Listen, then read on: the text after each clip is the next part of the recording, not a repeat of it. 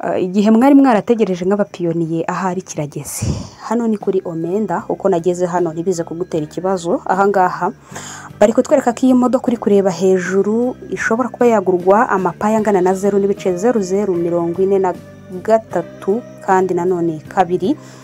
Mbaza ngo bimeze biti. Hano bari kukubwira ngo bafite imodoka 11 ziri available. Ikintu kiri available ni igihari ako kanya ushobora gukenera bagahita baguhereza. Nje kukubwira ngo muri iyi video nubwo tuje tuvuga igiciro cya GCV wisharinga ama passphrase yawe ahana hariho hose ngo nukubona hari igiciro cya GCV. Uko nageze ahangaha ndaza kubikwereka. Abantu benshi mwabonye video ivuga kuri iyi Omenda mutangira kubimbwira, ariko kano kantu kari hano nababwiye ko iyo ko watimu yagashyizeho iba itaremeza ko abo bantu ari abanyabo, biba bikiri bategereje nyine iriya verified vahe verified va uko baba bakoze ibikorwa byabo ko atimi kabona nta kibazo biteye abanyamuryango, yamara kubona nta kibazo biteye abanyamuryango ikaba yabahereza cyangwa se yabaha uburenganzira bwo kuba bacuruza. Hanyuma bamara gucuruza ibyo bicuruzwa byabo bigahabwa abapiyoniye ariko mu buryo bwubahirije amategeko. Hari ibyo baba bakibagenzuraho mbere yuko babahereza iriya verification. Iyi rero ni amwe muri application ziri kugarukwaho ziri muri mainnet zamaze guhabwa icyiciro cya mbere zarakirenze. Gutestinga barabirenze. Hano hari ibicuruzwa bigiye bitandukanye ushobora kuza kubona nk'iki ngiki. Okay, product yabo abari iyi ngiyi available zihari n'izi ngizi 15. Uragenda urahasura ugenda ureba n'izindi uko bigiye bitandukanye, urebe uko ibicuruzwa bimeze. Ntago ari imodoka gusa, harimo n'inzu. Inzu ushobora kureba nk'iyi ngiyi ukabona ibiciro ihagaze.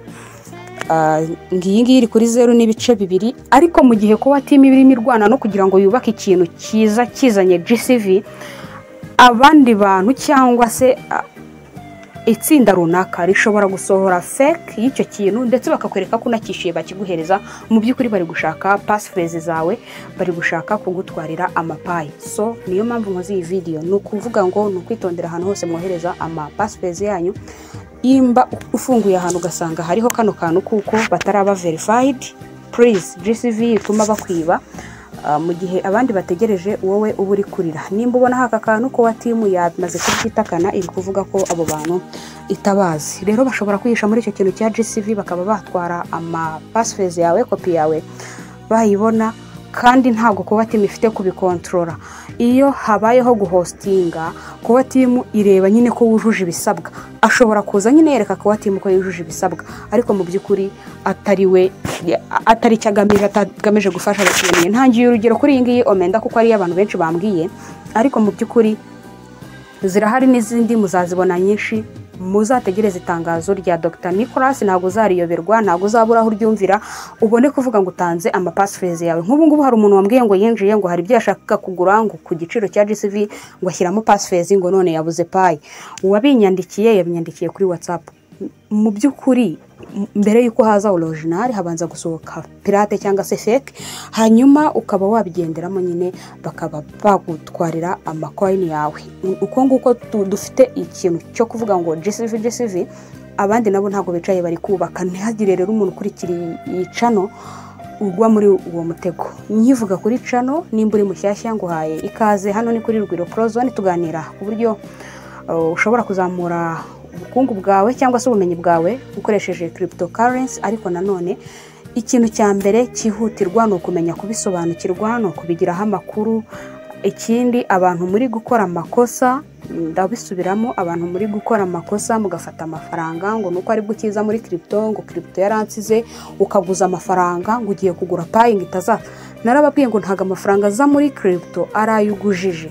Muri comment abantu basanzwe hano bababwire, nimba utaragize amahirwe yo kuyimayininga ni ya mafaranga nyine atari bugutere risk. Mwibuke neza ko igihugu turimo cy'u Rwanda ntago kirashyiraho amategeko agenga crypto n'imikoreshereze ya crypto, ntago byemewe. So umuntu nagutanga rero ngo wamugujije amafaranga ngo yashyira muri crypto ngo none ngo coin yaheze hasi, shyiramo ya mafaranga yawe wumva udakeneye ejo cyangwa ejo bundi ataraya mitiweli, ataraya ikindi kintu cyahatari ku buzima bwawe, aho kugira ngo yasindire yashyire muri crypto.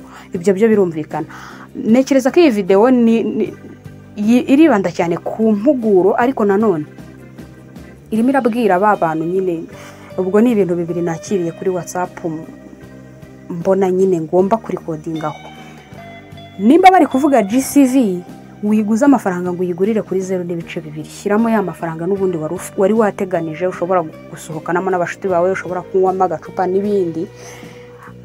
Wiguza nyine wa muntu kwa hantu yakuye hari kunguka, kandi crypto ikurikiza amategeko kugira ngo coin nka ziriya especially ziri kuri exchange, kuri OKX n'ahandi ushobora gusanga Pi, zikurikiza demand and supply. Igihe cyose nkijya kugurisha coin zanjye ntabwo bizatuma isoko rizamuka nyine ndi kugurisha. Wowe rero nushyiramo udufaranga ugujije izanarenga hariya. Biteganijwe ko Pi ishobora kumanuka ikagera kuri 0.01 mu gihe baba bari ku yindi migration, cyangwa se mu gihe abapiyoniye baba bakomeje kwitwara nk'uko bari kwitwara. Ibyo byose inkuru yaranahageze mu minsi yashize. Ubwo rero urumva nuba washyizemo amafaranga wagujije, please murekeraho.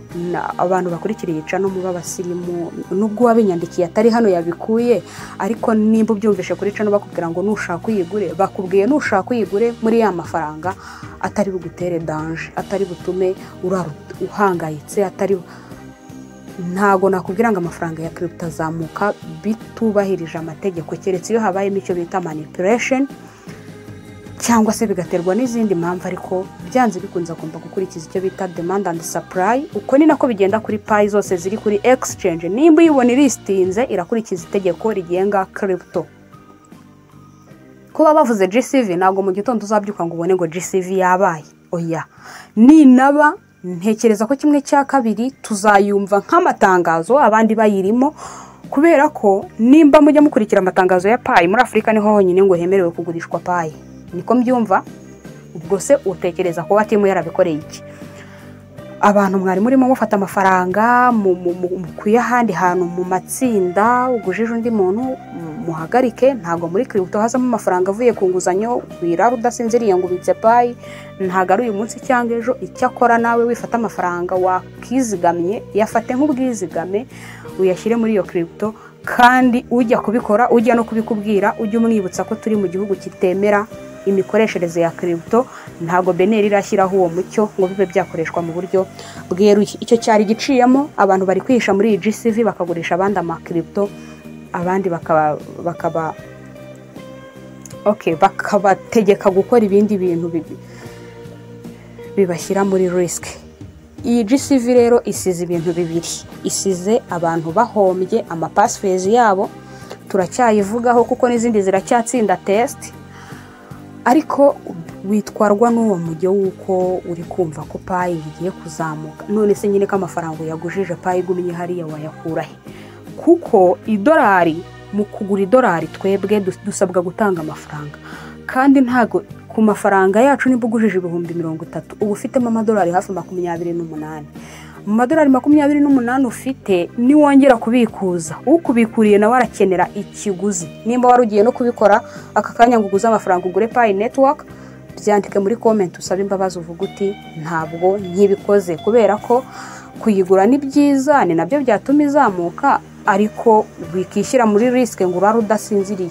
Iyo GCV zasanga bagufunze, iyo GCV zasanga abantu nta cyizere bakigufitiye, iyo GCV witwarwa n'ibyo bintu biri gusirikira. Ntabwo ari uko narimbuze update nkora, ariko birahangayikishije cyane, mugombe mu bihindure.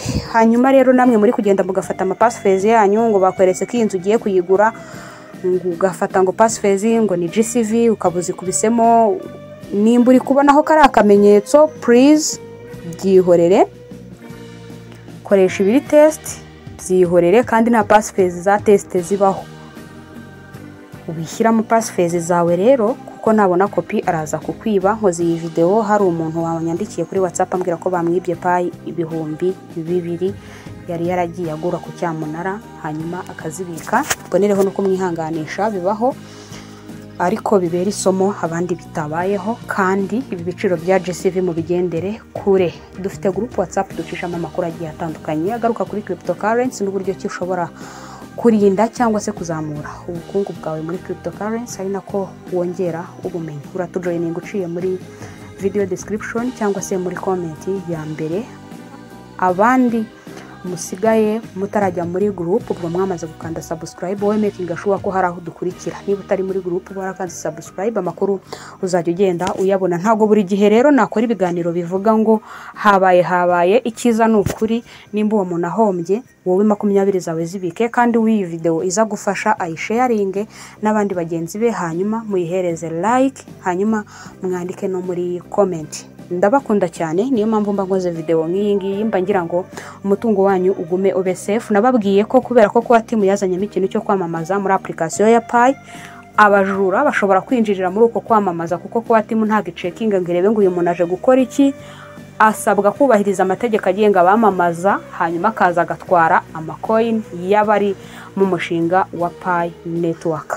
Aha rero kuri Omenda twari twahageze. Duciye hano urakanda kuri aka kantu kari hano. Okay, urakanda kuri aka kantu kari hano, numara kugakandaho ubwo nsubiye inyuma. Aha rero ni hamwe twari urabona ko amamotara hari ari imyenda, ni isoko rigari. Ariko nakubwiye nti ntutange passphrase zawe, nizere ko iyi video biraza kuza gutuma ubireka. Ubwo turacyasubira inyuma, ndanone ndakanda. Ubwo ndi kukwereka aho nagiye nca. Noneho iyo ugeze aha ngaha narindi, uraza kuza guhingukira kuri tableau iriho mainnet. Uraza kuza gukanda hano kuri mainnet apps. Numara kuhakanda ubwo urahita uza uvivure kano kantu ka mainnet n'aka ngaka ka Hackathon. Noneho numara kuzivivura iyo Omenda irimo hano, irimo aha ngaha, urakanda hano kuri search uyandikeho, nkanze kuri test. Urakanda hano kuri search wandikemo Omenda mu Kinyarwanda bisanzwe. Noneho ukore search. Ntago network yayo iri gukunda guhitiza, ariko reka nizere ko uza kuza kubigerageza. Bamara kubigerageza ukaza kuza kumbwira uko wabibonye. Ni kuri yatwayinjiyeho, ariko nakubwiye ngo ntuze gutanga yo passphrase zawe. Urandikamo Omenda nyine, ubwo niza uhite uyinjiraho. Ndabona network itari gukunda kandi video imaze kuba ndende. Murinde amapayi yanyu, byaba bibabaje cyane nkurikira umunsi kundi waramaze gukanda subscribe ariko bakongera bakakwiba, kandi duhora dutanga uburyo ushobora kurindamo. Ibi byose biriho, niyo mpamvu ndi codinga nkubwira ngo biri kuri test. Bishobora kwangwa bijyanzwe waratanze passphrase zawe already, uba bamaze gufatanya umutungo n'undi muntu. Ntabwo biba byoroshye kurindira amafaranga online, niho honyine bayashaka kurenza ahandi. Ariko reka nkubwire ngo hamwe no kugira ngo witonde utware ibintu byawe gakeya bizakunda. Nihanganishije uwo muntu wibwe na amafaranga menshi, kandi ndakubwira ngo ntago birangiriye aha. Komeza mining, wenda uzahabwa n'indi migration. Ntekereza ko nk'abanyamuryango twese hamwe bidusigira isomo ry'uko utagomba gusharinga passphrase zawe aho ubonye hose. Nizere ko tuzabana mu bindi biganiro. Imana ibarinde, ndabakunda cyane.